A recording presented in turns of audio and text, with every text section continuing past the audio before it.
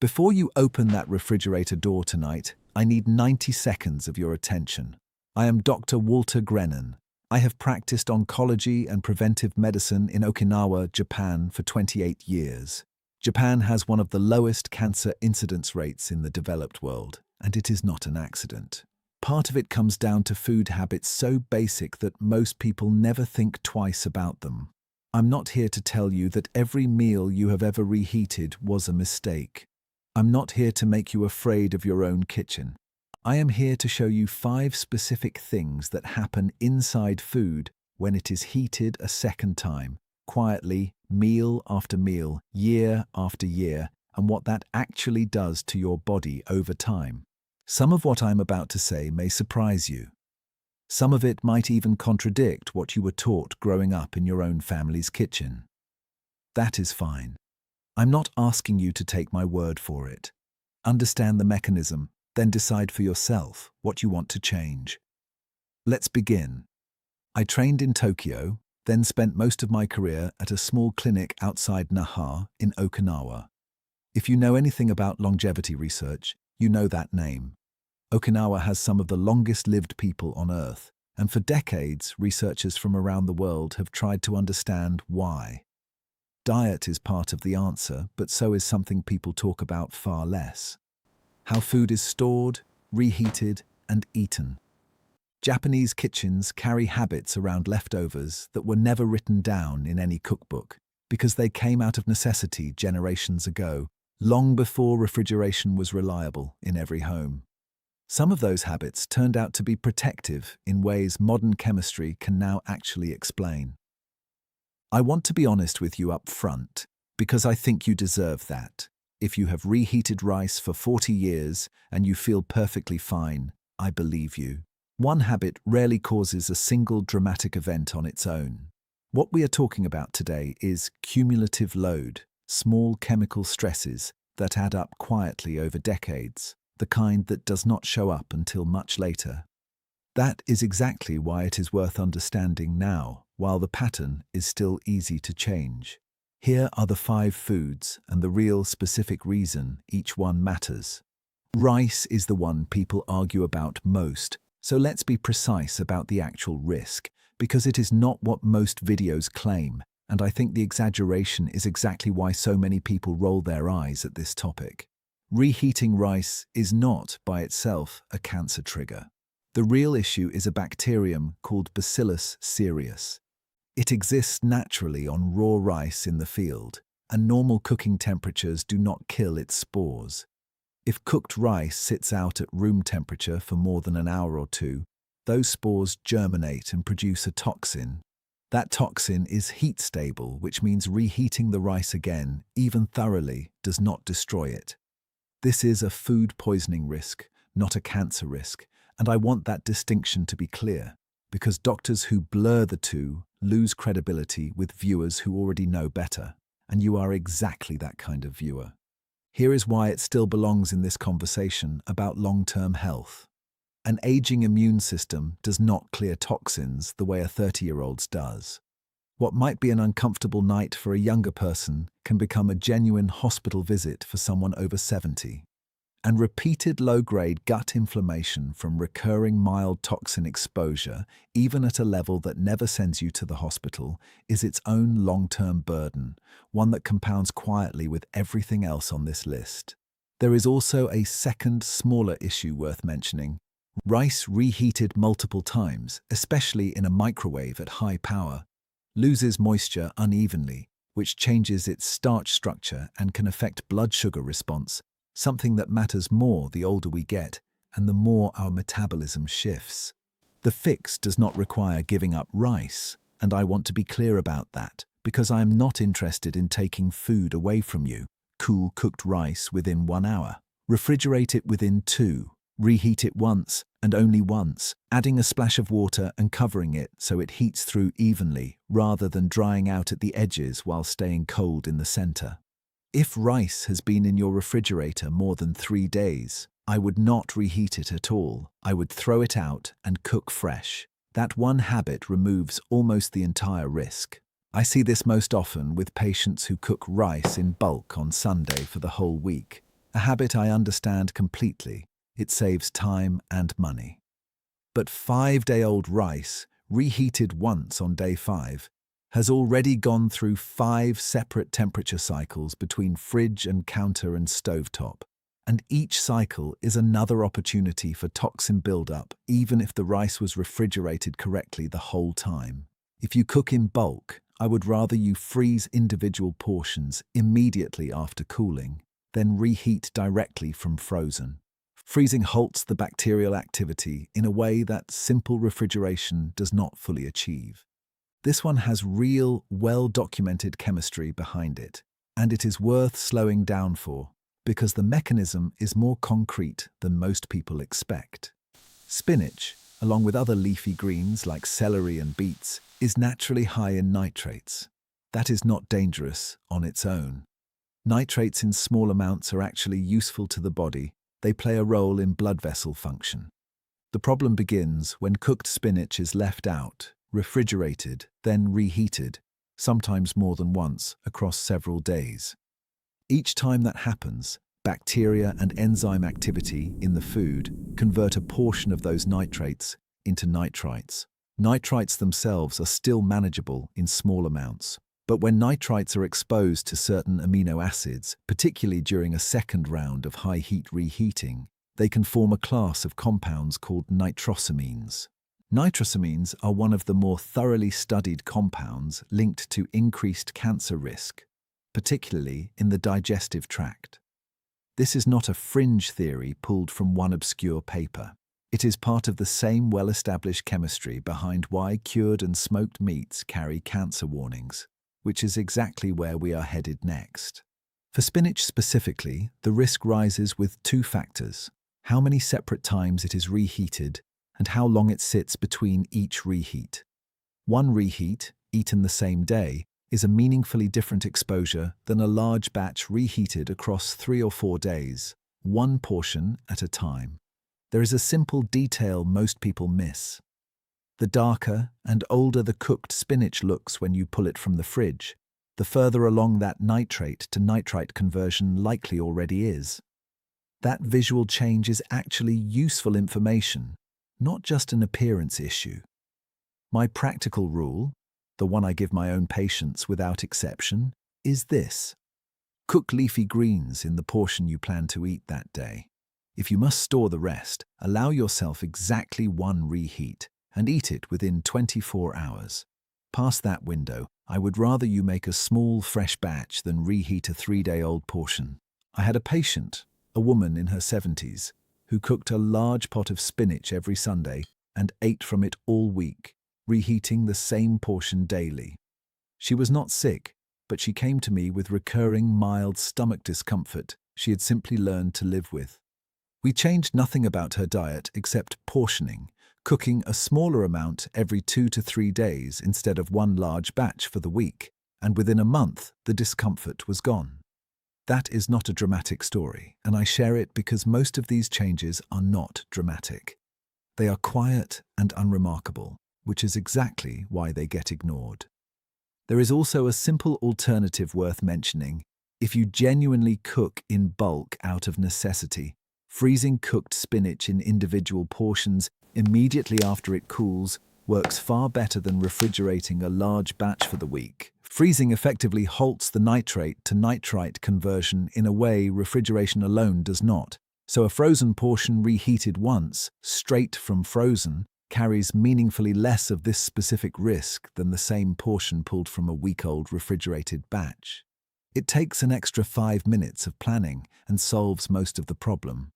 This is the food on this list with the strongest research behind it, and probably the one you are least surprised to hear, because the concern has been building in the scientific literature for years now. Processed meats, bacon, sausage, deli meat, hot dogs are cured using nitrites, added specifically to preserve color and prevent dangerous bacterial growth during storage. That is a legitimate and honestly important food safety use on its own.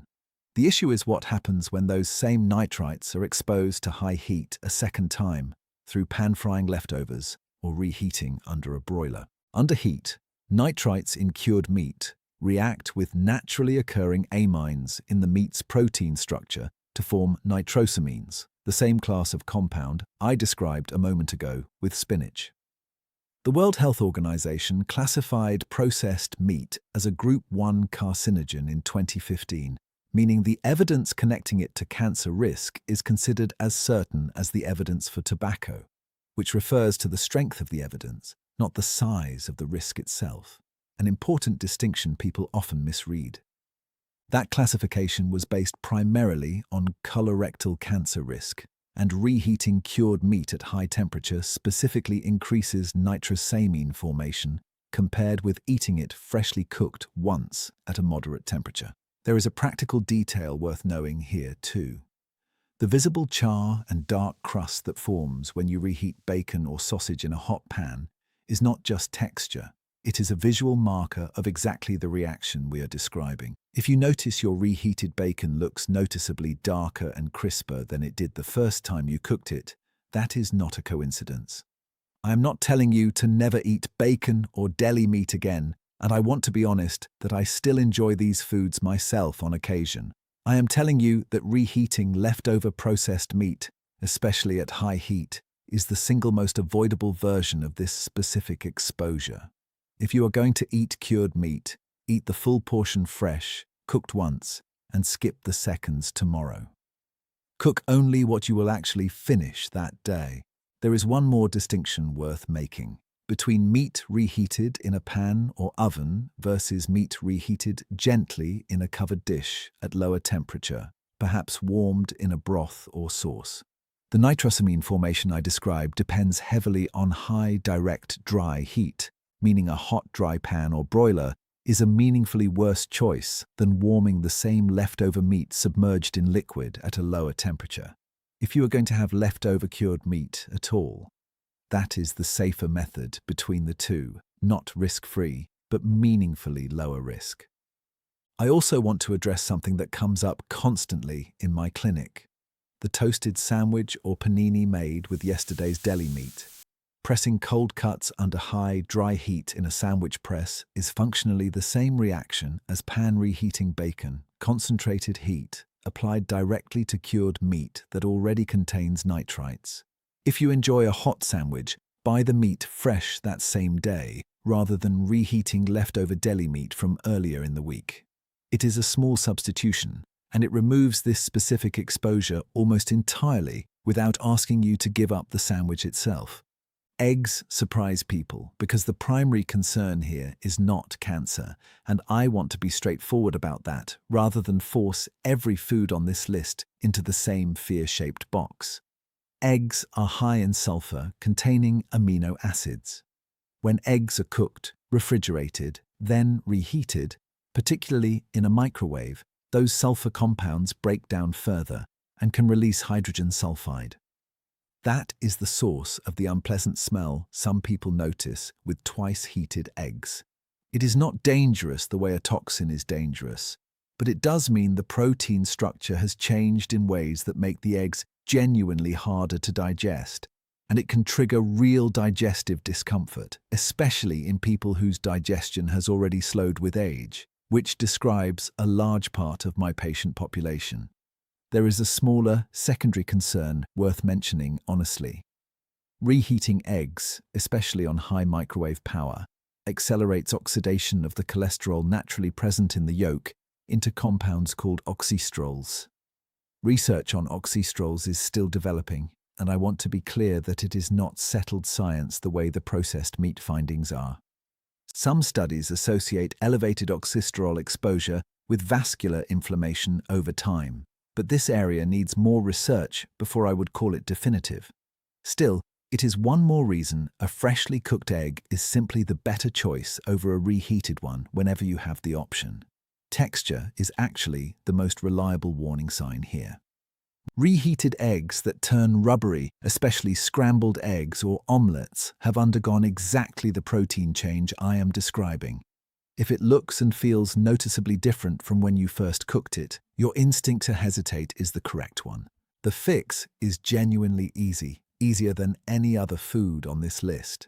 Eggs cook in minutes. Make them fresh instead of reheating leftovers whenever you can. If you must reheat them, do it gently, low heat, short time, never on high microwave power, and understand you are trading some texture and digestibility either way. I want to add one practical note for anyone who meal preps eggs for the week, a habit that has become common with the rise of high-protein diets.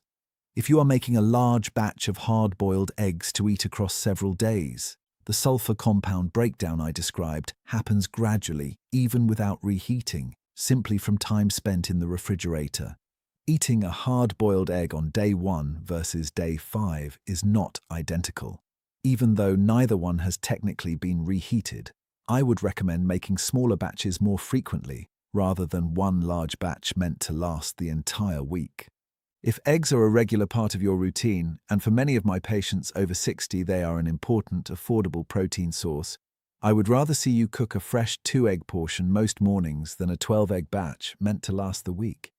It takes barely more time at the stove, and you avoid the gradual sulfur compound breakdown entirely, along with the digestive discomfort that so often gets blamed on something else in the diet when eggs sitting in the refrigerator were the actual cause.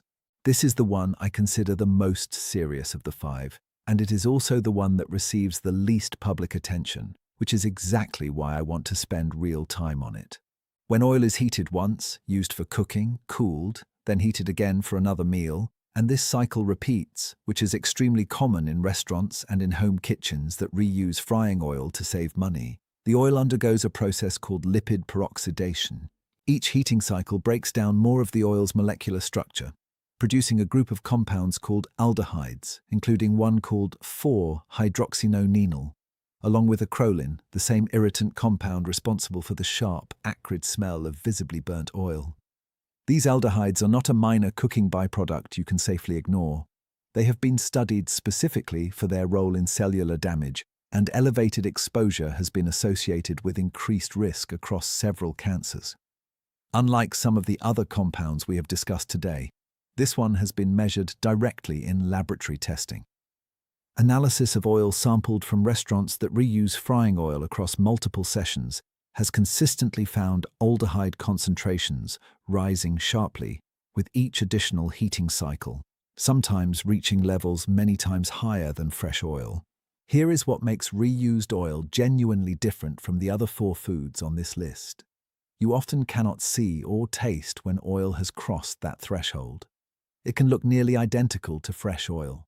It smells only slightly different, subtle enough that most people never notice the shift. That invisibility is exactly why this is the food I would ask you to pay the closest attention to, because your senses will not reliably warn you the way they do with spoiled rice or rubbery eggs.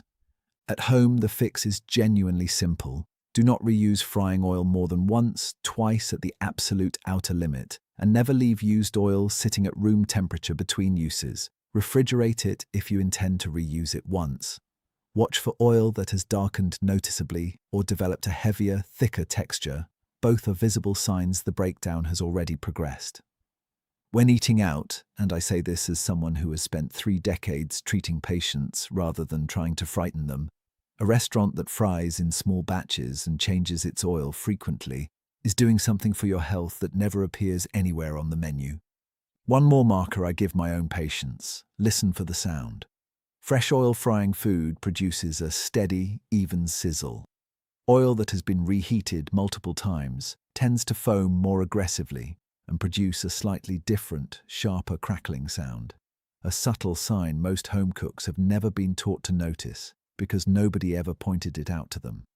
It will not tell you the exact number of times oil has been reused, but a noticeable change in how your oil behaves in the pan compared to when it was fresh is worth treating as a signal to replace it rather than push it one more round. One more factor worth understanding is which oils break down fastest under repeated heat.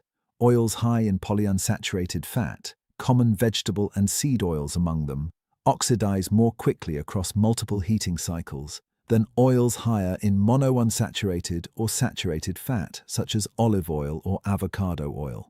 This does not mean any oil is safe to reuse indefinitely, but if you do fry regularly at home, Choosing a more heat-stable oil and still limiting it to one reuse gives you a meaningful safety margin the average kitchen never considers. In Japan, and especially in Okinawa, there is a simple principle taught in home cooking that has nothing to do with fear and everything to do with respect for the food itself. Cook only what you will eat that day. What is left over gets refrigerated quickly, reheated exactly once, and finished within a day or two. Nothing gets reheated a second or third time. Oil is never reused more than once. That is not a complicated system, and it does not require throwing food away or giving anything up entirely. It requires one shift in habit. Portion what you cook closer to what you will actually eat, and treat leftovers as a single one-time second serving, not a recurring meal across the week. None of this means you should panic about your own kitchen. It means 5 specific fixable habits, each one backed by a real, explainable mechanism, not a vague warning designed to scare you into watching longer. If this was useful, tell me in the comments which of these 5 surprised you the most. And if you want the next video in this series where I walk through the exact medical screenings I would think twice about after 70, subscribe because that conversation is coming next.